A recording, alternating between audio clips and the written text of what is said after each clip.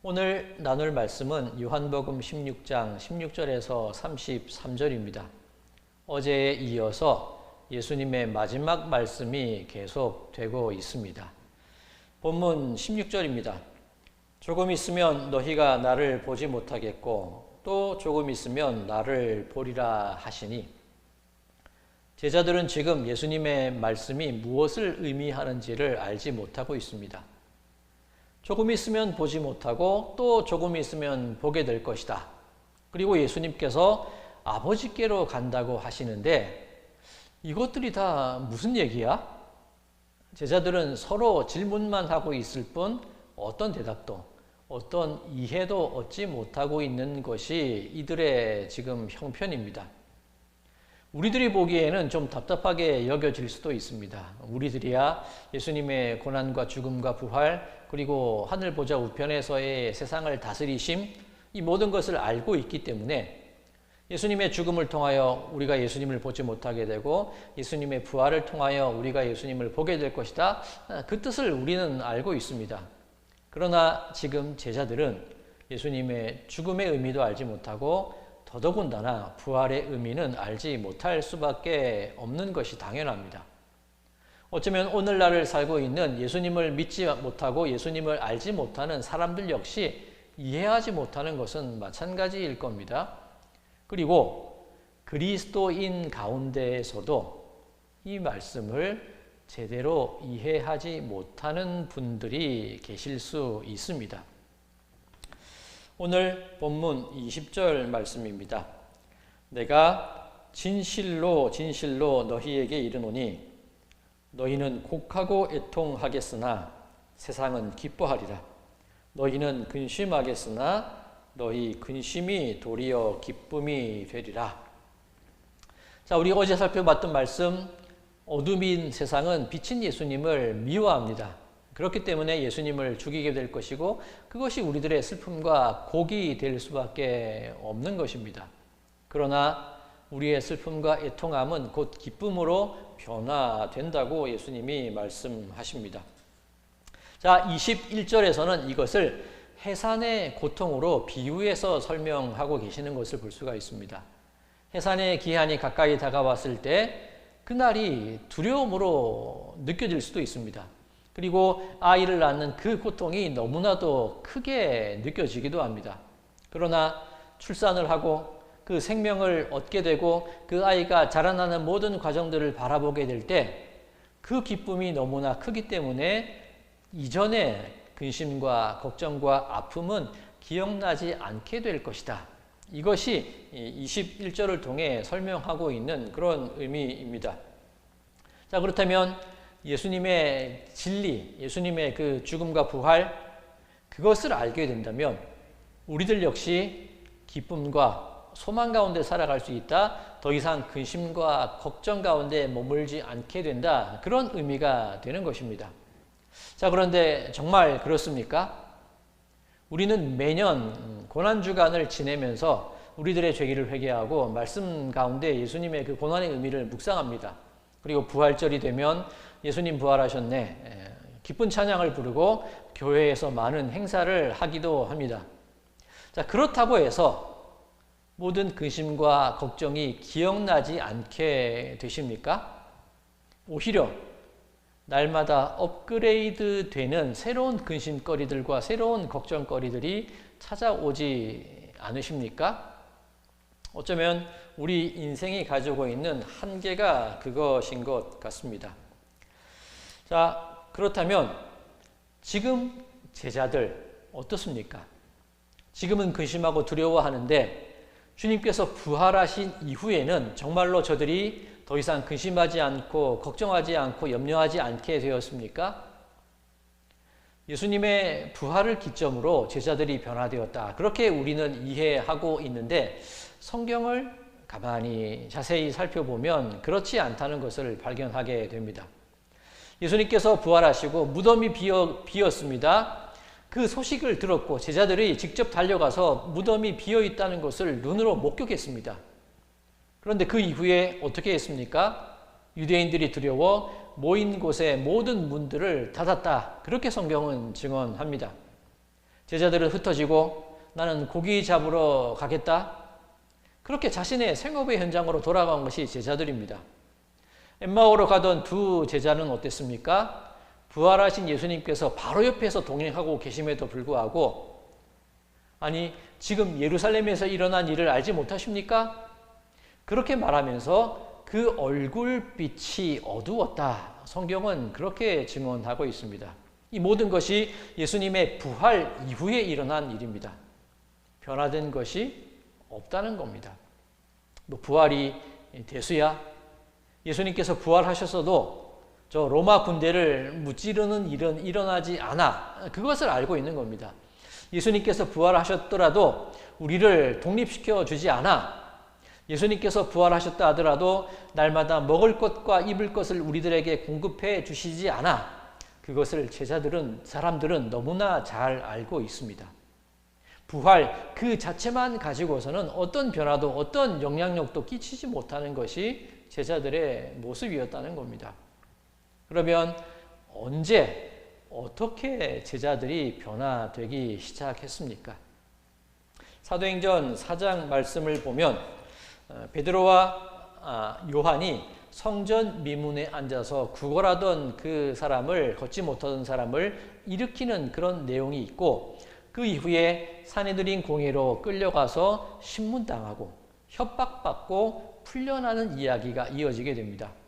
그렇게 훈방 조치된 두 사도가 제자들 자신들의 동료들에게 가서 어떤 일이 일어났는지를 하나씩 설명을 해주고 이야기를 해줍니다. 그리고 저들이 함께 기도를 했는데 그 기도의 내용이 이렇습니다. 사도행전 4장 29절에서 30절입니다. 주여 이제도 그들의 위협함을 굽어 보시옵고 또 종들로 하여금 담대히 하나님의 말씀을 전하게 하여 주시오며 손을 내밀어 병을 낫게 하시옵고 표적과 기사가 거룩한 종 예수의 이름으로 이루어지게 하옵소서 하더라. 여전히 세상에 바리새인들의 종교 지도자들의 위협이 있다는 겁니다. 그 위협을 당하고 있는 우리들을 좀 굽어보시옵소서 그렇게 기도하고 있습니다. 그리고 우리가 병자들을 고치고 기적과 이사를 드러내게 주님의 이름으로 드러내게 해주십시오. 그렇게 간구하고 있는 겁니다. 자, 이어지는 31절 어떻게 되어 있죠? 빌기를 다하매. 자, 여기서 다하매라는 단어 제가 이전에 몇 번 설명을 드렸습니다. 다한다는 것, 기도를 다했다는 의미는 하나님과 연결되었다는 의미입니다. 즉 여전히 나는 두려움에 빠져 있고 여전히 세상은 변하지 않고 예수님께서 부활하셨으나 세상은 똑같지만 내가 기도함으로 하나님께 연결되었을 때 내 삶이 흔들린다는 겁니다. 모인 곳이 진동하더라는 겁니다. 그동안 내가 살아왔던 그 죽음의 두려움과 근심 가운데 있던 내 모든 인생이 흔들리기 시작하고 새로운 생명이 우리들에게 주어지게 되는 겁니다. 31절입니다. 사도행전 4장 31절입니다. 빌기를 다하매 모인 곳이 진동하더니 무리가 다 성령이 충만하여 담대히 하나님의 말씀을 전하니라. 담대함이 하나님과 연결되었을 때 제자들에게 담대함이 말씀 증거함이 비로소 시작이 되었다. 성경은 그렇게 증언하고 있습니다. 이것을 오늘 본문 말씀에서는 어떻게 설명하느냐? 24절입니다. 지금까지는 너희가 내 이름으로 아무것도 구하지 아니하였으나 구하라. 그리하면 받으리니 너희 기쁨이 충만하리라. 자, 그동안은 하나님과 제자들, 우리들과의 관계가 단절된 상태였다는 겁니다. 그런데 예수의 이름으로 구하게 될 때에 예수님의 그 모든 삶과 죽음과 그 부활을 통하여서 예수님을 통하여 하나님께 나아갈 길이 비로소 열리게 되고 그 예수의 이름으로 구하게 될 때에 우리가 하나님과 연결된다는 겁니다. 그렇게 될 때에 너희 기쁨이 충만하리라. 근심과 걱정과 두려움이 아니라 기쁨의 삶이 시작된다는 것입니다. 언제? 하나님과 연결될 때, 예수를 통하여 하나님과 연결될 때에 비로소 제자들의 삶이 변화되고 우리들의 삶이 변화된다는 그런 말씀입니다. 자, 저의 목회에 있어서 여러 가지 몇 가지 제한되는 것들이 있습니다. 우리 성도님들을 운전하여서 찾아가서 방문하고 신방하고 혹은 이 다른 교회와 연합하고 함께 기관들을 찾아다니고 그런 일들에 있어서는 저에게는 제약이 있는 것이 사실입니다. 그러니 지금 저로서 할 수 있는 것이 무엇이겠습니까? 그저 말씀 보고 말씀을 묵상하고 그 묵상한 것을 성도님들께 함께 나누는 것, 그저 기도하는 것, 그것이 지금 제가 향하고 있는 방향을 잡은 목회의 길입니다. 제가 성도님들과의 관계를 맺고 친교를 나누고 물론 중요한 일입니다. 그런데 관계 맺고 친교 나누고 함께 어울리고 이것을 목적으로 한다면 저는 할 수 있는 것이 많이 제약이 됩니다. 그러나 지금 제가 할 수 있는 것은 어떻게 하면 여러분들과 하나님의 말씀으로 인하여서 연결될 수 있을지, 어떻게 하면 여러분들이 기도를 통해서 하나님께 연결될 수 있을지 그 방법을 함께 나누고 그 방법을 함께 고민하고 그 방법을 전하고 증거하는 것, 그것이 지금 제가 바라고 향하는 목회의 길이라는 것입니다. 자, 오늘 본문 32절 말씀입니다. 보라, 너희가 다 각각 제 곳으로 흩어지고 나를 혼자 둘 때가 오나니 벌써 왔도다. 그러나 내가 혼자 있는 것이 아니라 아버지께서 나와 함께 계시느니라.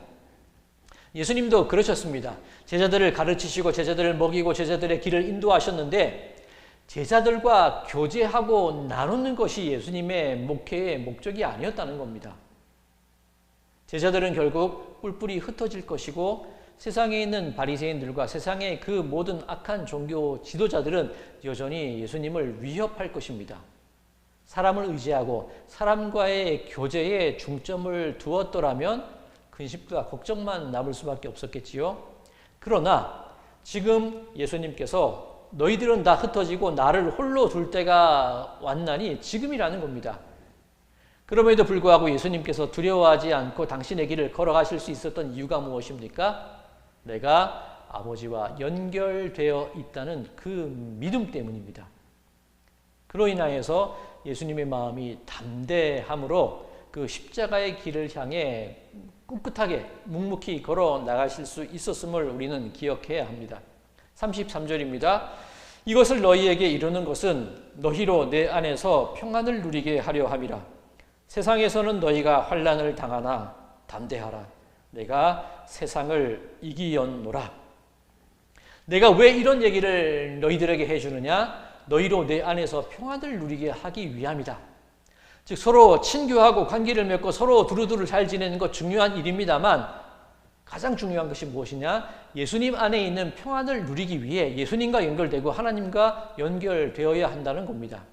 너희가 환난을 당하나 세상은 변하지 않는다는 겁니다. 예수님의 부활이 있음에도 불구하고 세상은 똑같다는 겁니다. 날마다 업그레이드되는 세상의 악함이 있고 날마다 여전히 미련한 세상의 그 어리석음이 있을 거라는 겁니다. 그로 말미암아 우리들은 환난을 당할 수밖에 없다는 겁니다. 그러나 예수님께서 말씀하시기를 담대하라. 내가 세상을 이기었노라. 하나님과 연결되는 것, 말씀과 기도를 통하여 하나님과 하나가 되는 것, 그것이 여전한 세상 속에서 내가 담대하고 세상을 이길 수 있는 길이라고 예수님은 말씀하고 계십니다. 사랑하는 성도 여러분들, 부활의 능력을 경험하고 싶으십니까? 그렇다면 나 자신, 내 고집, 내 생각을 먼저 죽이시고 그 죽음을 먼저 경험하시고 세상과 연결되고 그 속에서 기쁨과 즐거움을 찾던 그 모든 삶 속에 내 삶이 진동되고 흔들림을 통하여 그 모든 것들이 중요한 것이 아니라 그것이 죽음 가운데 썩어지는 것임을 알고 그 이후에 새로운 생명으로 다시 태어나는 겁니다. 예수님께서 부활하신 것 중요한 일입니다. 하지만 그 부활이 내 부활이 되지 않고서는 나와 상관없는 일이 될 수밖에 없습니다.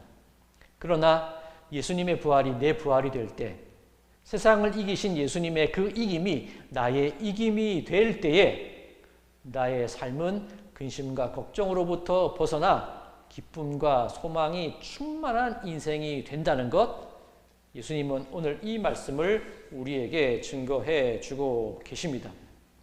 바라기는 말씀을 아는 기쁨을 누리시기 바랍니다.